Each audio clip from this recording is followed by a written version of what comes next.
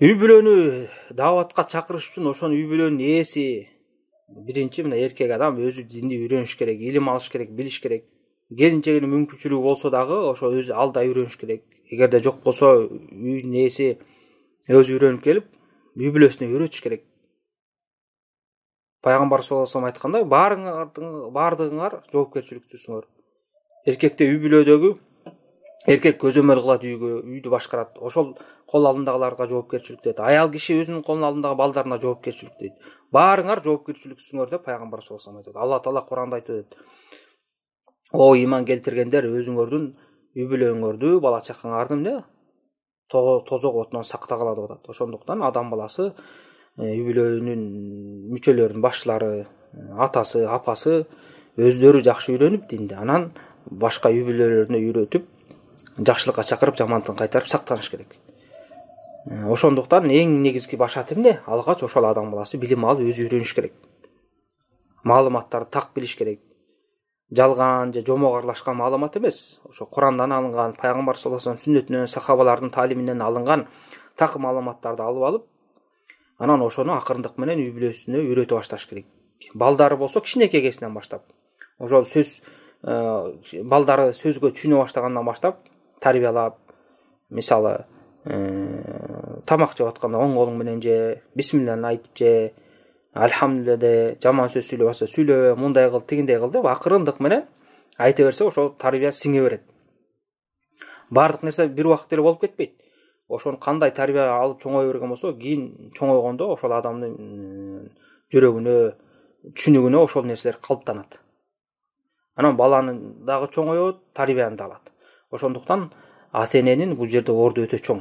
Ата-энелер өздөрү үлгү болуш керек. Көптөгөн ата-энелер бар, тилекке каршы өзлөрү көп нерсени билишпейт.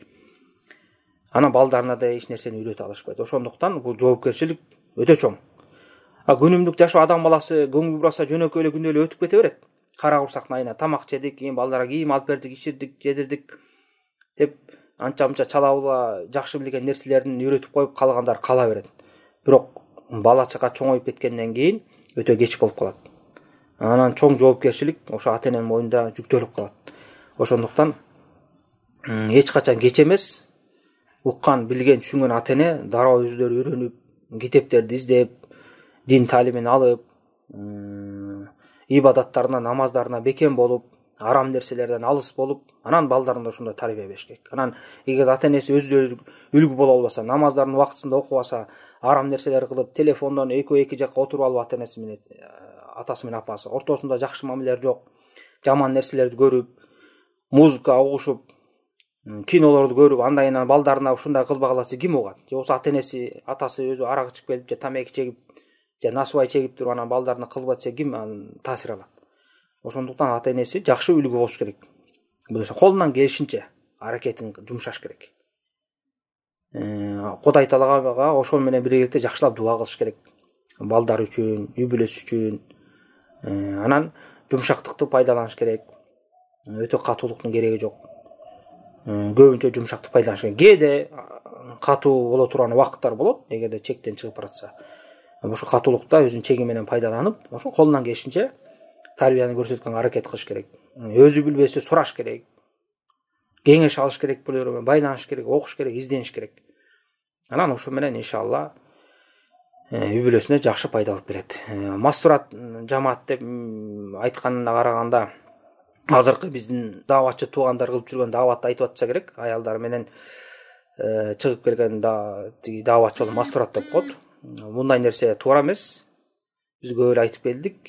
Пайгамбар саллаллаху алейхи вассалам мындай даават кылган эмес. Албетте даават бар, даават кылышыбыз керек.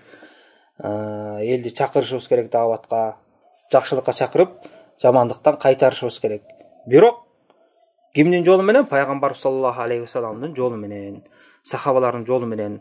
Орто жолдогу бир адам түзүп койгон система менен чакырган болбойт. Бул Мухаммад Ильяс Кандахляви деген адам түзүп кеткен муну 100 жылга да жете элек 100 жылдын тегереги болгон система. Бул системаны Пайгамбар саллаллаху алейхи вассалам да билген эмес, сахабалар да билген эмес, 4 имам башыбыз имам Азам Абу Ханифа да билген эмес, андан кийинки алымдар, көптөгөн алымдар билген эмес. Алар илим алып, пайгамбарыбыз көрсөткөн жол менен чакырган. Анан мындай система кийин бизге жаңылык болуп кирген система ошондуктан мындай жол менен даават кылган болбойт. Алар менен жанагындай мастурат даават деп чыккан дагы болбойт. Wallahu a'lam.